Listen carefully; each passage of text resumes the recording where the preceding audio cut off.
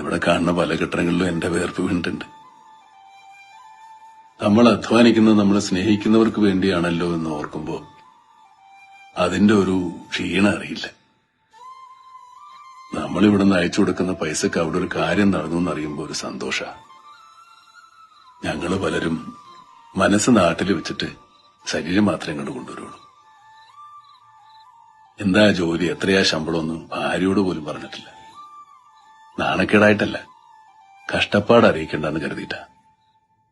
ഇപ്പൊ ഒരു 10,000 രൂപ നാട്ടിലേക്ക് അയക്കുമ്പോ വീട്ടുകാരെന്താ വിചാരിക്കണേ? 20,000 കിട്ടി, അതില് 10 മിച്ചം വെച്ചു 10 അയച്ചോളുന്ന. സത്യത്തില് 7,000 കിട്ടിയിട്ട് 3,000 കടം വാങ്ങിയിട്ട് അയക്കുന്നതാ. തിരിച്ചു കിട്ടുമെന്ന് കരുതി ആർക്കും ഒരു സഹായം ചെയ്തിട്ടില്ല. തിരിച്ചു കിട്ടുമെന്ന് കരുതി കൊടുക്കുന്നത് സ്നേഹമല്ല, കടം കൊടുക്കല.